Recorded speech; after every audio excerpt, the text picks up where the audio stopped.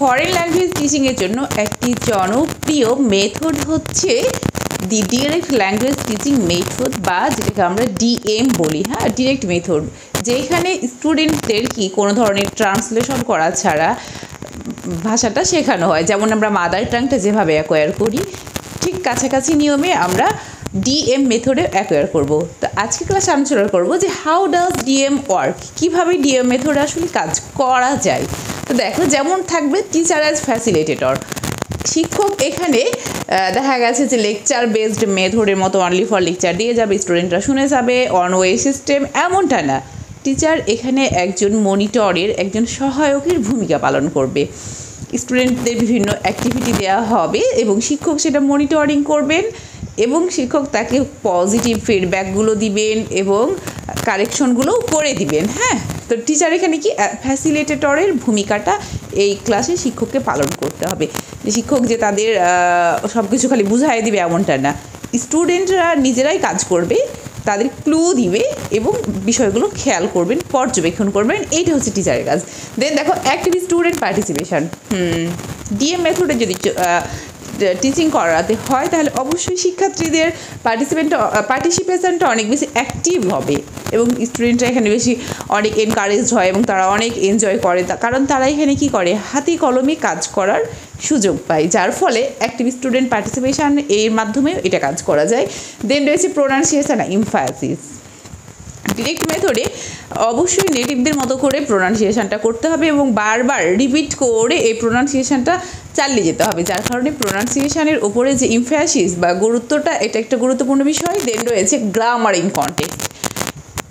Direct মেথডে কী করা হবে না, সরাসরি যে রুলস বেসড গ্রামার সেটা তো শেখানো হবে না, এক্সাম্পল বেসড গ্রামার করা হবে। দ্যাট মিনস হচ্ছে কনটেক্সচুয়াল, সিচুয়েশনের উপর ডিপেন্ড করে গ্রামারগুলো শেখানো হবে। মানে হচ্ছে যে গ্রামারের জন্য গ্রামারের না, সিচুয়েশনের জন্য গ্রামার, বিষয়টা এমন। হ্যাঁ, দেন রয়েছে কোয়েশ্চেন অ্যান্ড অ্যান্সার প্র্যাকটিস। স্টুডেন্টদের বিভিন্ন প্রশ্ন উত্তর প্র্যাকটিস করে, টিচার প্রশ্ন করবে, স্টুডেন্ট উত্তর দিবে, স্টুডেন্ট প্রশ্ন করবে, আরেক স্টুডেন্ট উত্তর দিবে, গ্রুপে প্রশ্ন করবে। এই যে এইভাবে তাদের যে কোয়েশ্চেন মেকিং করার ক্ষমতা থাকবে এবং অ্যান্সার দেওয়ার ক্যাপাবিলিটি থাকবে, এইটা হচ্ছে এখানের একটা অন্যতম মাধ্যম। এবং রয়েছে টার্গেট ল্যাঙ্গুয়েজ অনলি। তুমি যেই ল্যাঙ্গুয়েজটাই শেখাতে যাচ্ছ, সাপোজ তুমি বাংলা শেখাতে চাও অথবা ইংলিশ, হিন্দি, তুমি যাই শেখাতে চাও না কেন, ওই ল্যাঙ্গুয়েজটাকে টার্গেট ল্যাঙ্গুয়েজ বলছি আমরা। হ্যাঁ, তো ওই টার্গেট ল্যাঙ্গুয়েজটাই ওখানে অনলি ব্যবহার করা হবে। যে কোনো প্রকারেই তোমাকে বোঝাতে হবে যে হ্যাঁ এইটাই সেই জিনিস ওই ভাষাতে। সেটা তুমি বিভিন্নভাবে অভিনয় করে বলতে পারো, ইশারা ইঙ্গিতে বলতে পারো, তুমি হচ্ছে গিয়ে রিয়াল অবজেক্ট দেখিয়ে বলতে পারো, যে কোনো কৌশলেই তোমার টার্গেট ল্যাঙ্গুয়েজ ইউজ করতে হবে। দেন রয়েছে ডেমনস্ট্রেশন অ্যান্ড ভিজুয়ালস। হ্যাঁ, এখানে শিক্ষক ডেমনস্ট্রেশনের কথা যেটা বলা হয়েছে, বিভিন্ন অ্যাক্টিংয়ের কথা বলা হচ্ছে এবং ভিজুয়াল বলতে যে একদম সরাসরি রিয়ালিয়া যাকে আমরা বলি, রিয়াল অবজেক্টগুলো দেখানো অথবা পিকচারের মাধ্যমে দেখানো, এক কথায় যেগুলো হচ্ছে দৃশ্যমান। হ্যাঁ, এবং রয়েছে যে স্পিকিং ফার্স্ট রাইটিং লেটার।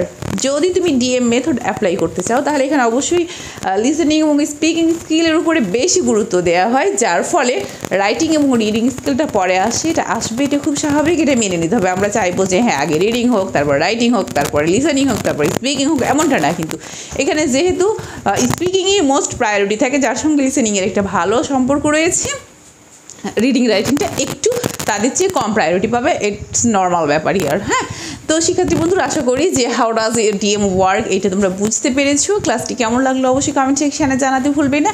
আজ এই পর্যন্ত, সবাই অনেক ভালো থাকবে। তোমরা চাইলে স্ক্রিনশটটা নিতে পারো। আল্লাহ হাফেজ।